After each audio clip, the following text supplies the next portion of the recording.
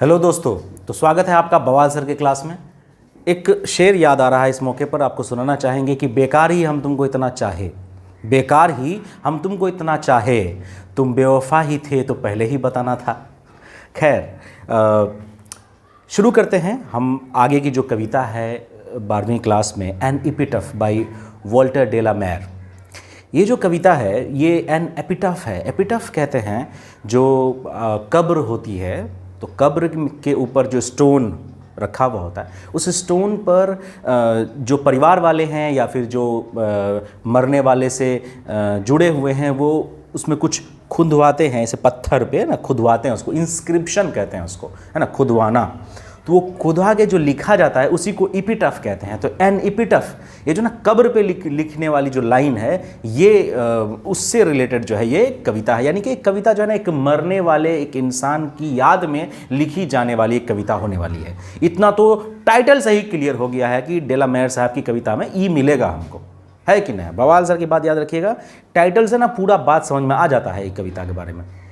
तो अगर आपको पूछा जाए कि कविता किस तरह की है, तो आप सीधा सीधी बता दीजिएगा ये कविता एक मेमोयर है, एक पर्सनल एक्सपीरियंस पे लिखा गया है, ऑथर का खुद का।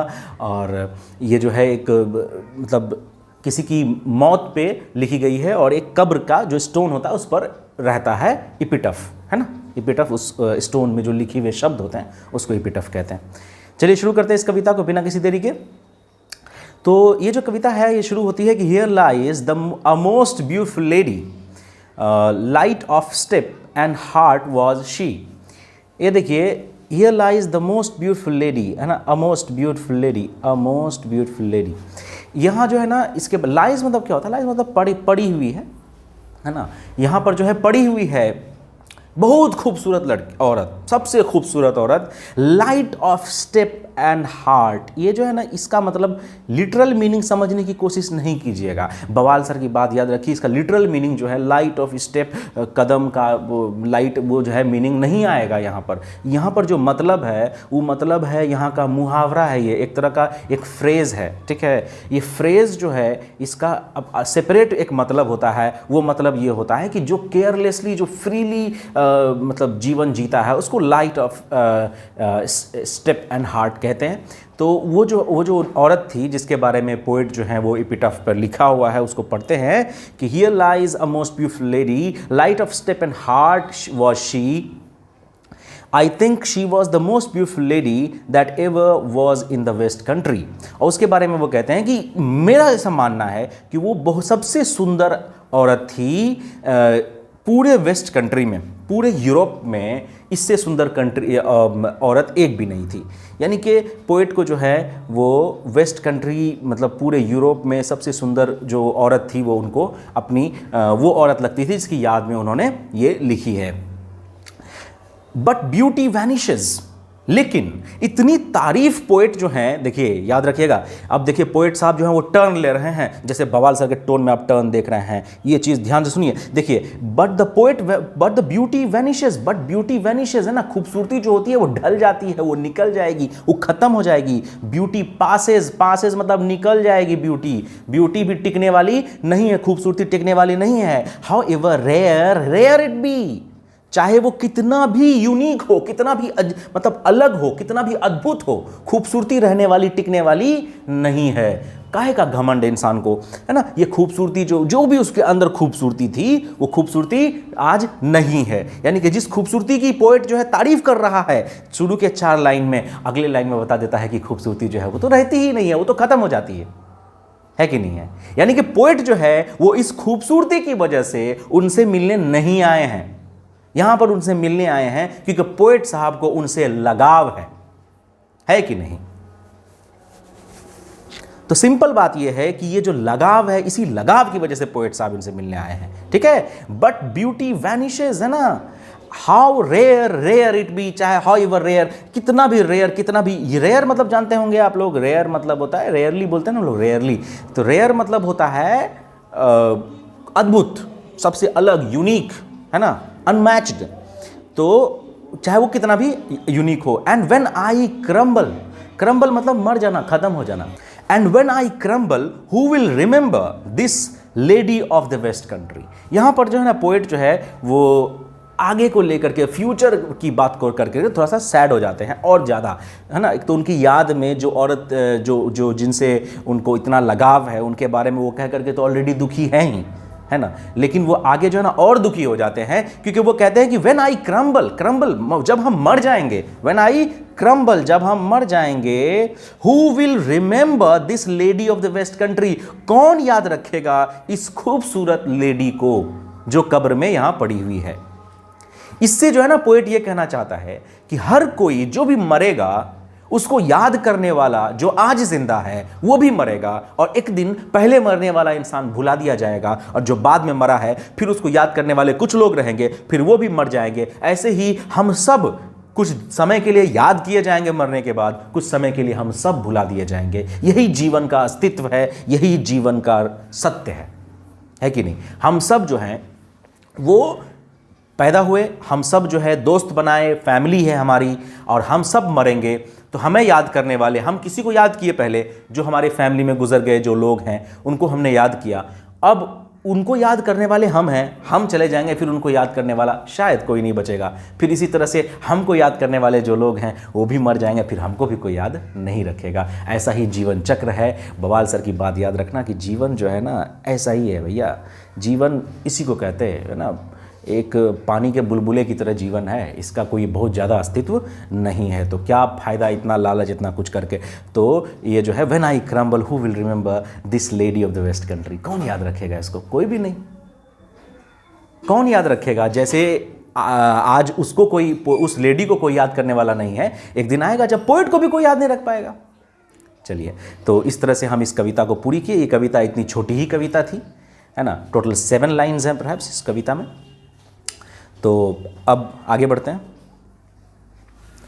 हमारे पास जो कविता है वॉल्टर डेलामेर की एन एपिटफ का मतलब आपको मैंने बता दिया है कि कब्र पर जो पत्थर रखे हुए होते हैं कब्र के सिरहाने के साइड, तो वहाँ पर इंस्क्रिप्शन होता है। इंस्क्रिप्शन मतलब कहते हैं जहाँ पर उसकी याद में या उसके बारे में कुछ लिखा रहता है ना, पत्थर पर खुदवा के, उसको एपिटफ कहते हैं। तो वो भी वही एक कविता है।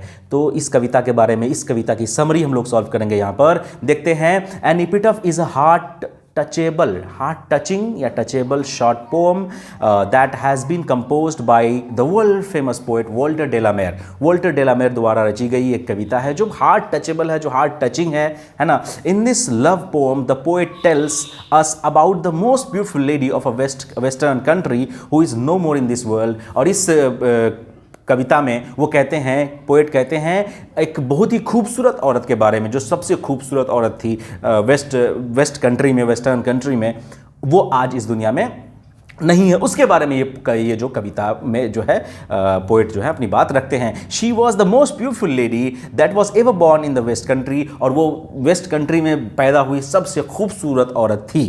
The poet is indicating towards a grave and says that this is the same tomb in which my love is laid down।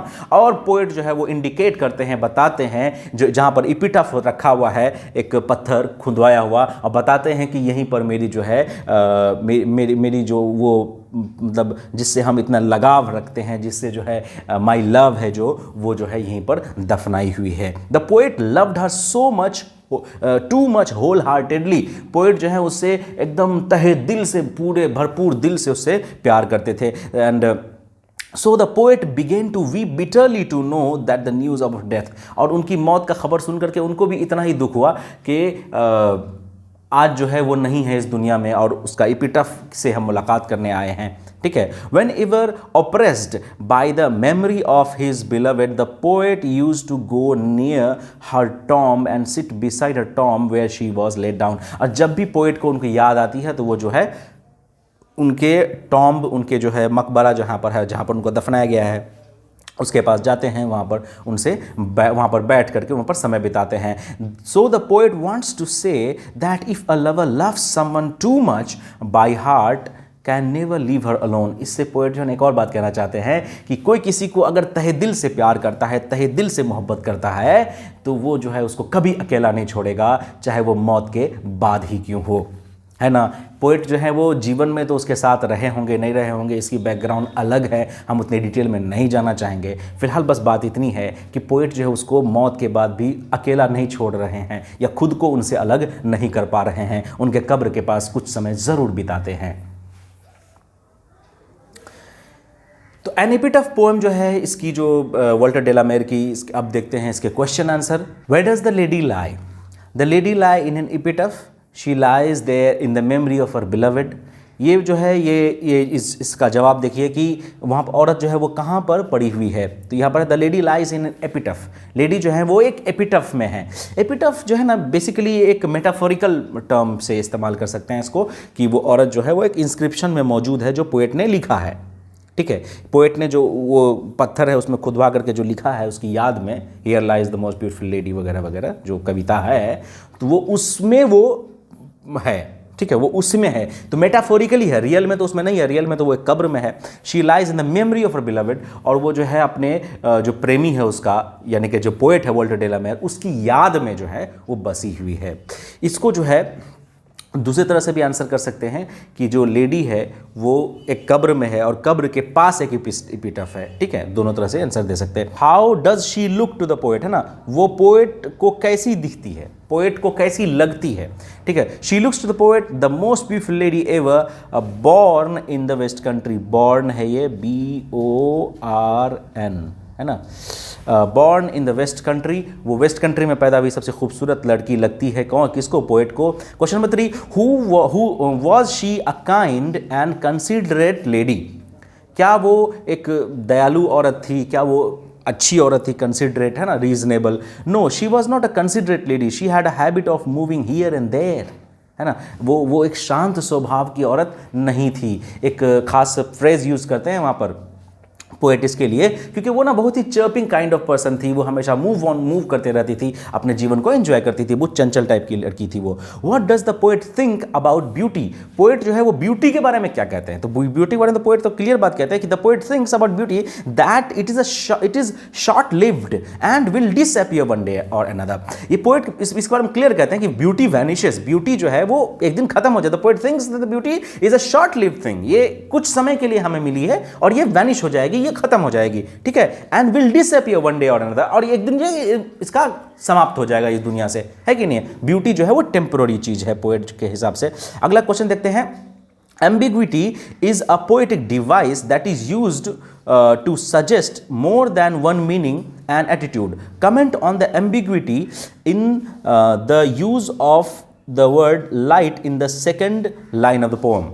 देखिए, एम्बिग्विटी जो होता है ये एक तरह से कंफ्यूजन क्रिएट करने के लिए होता है पोएट में। जब एक कविता में दो डिफरेंट तरह के डायमेंशन, दो डिफरेंट तरह का जो है मीनिंग का दरवाजा खुलता है, तो वहां पर जो लाइट वर्ड है वो इस वर्ड को यूज करके पोएट ने जो है वो एम्बिग्विटी क्रिएट की है। एक पोएटिक डिवाइस है, एक अंदाज है, एक शायर का एक अंदाज है। इससे जो है ना शायर कई तरह के मतलब निकालता है एक पोएम में। इसका जवाब पढ़ते हैं कि ambiguity is a poetic device that is used to suggest more than one meaning and attitude.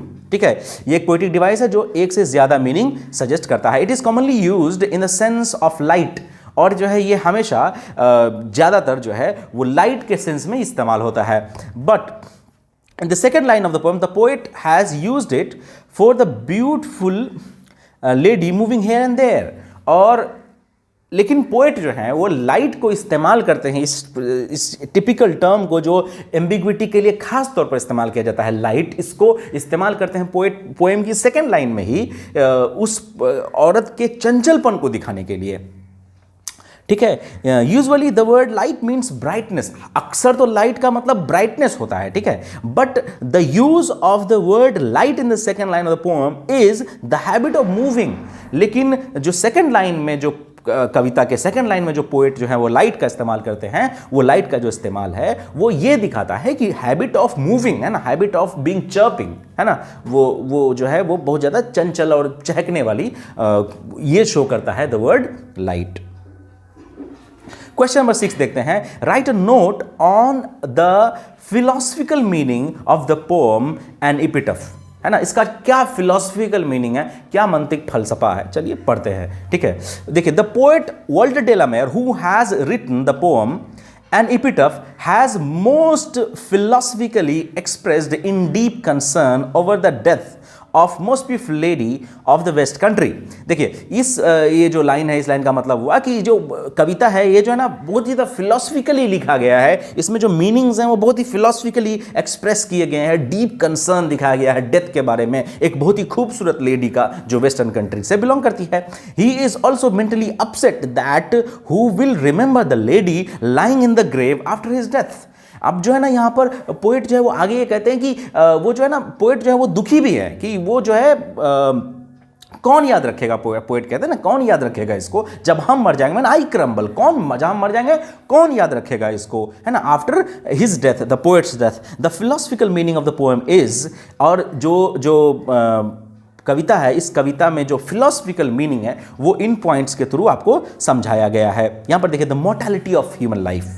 पहला जो मतलब आपको समझाया गया है कि ह्यूमन लाइफ जो है ये मोर्टल है। मोर्टल मतलब मरणशील है, खत्म होने वाला है, नश्वर है।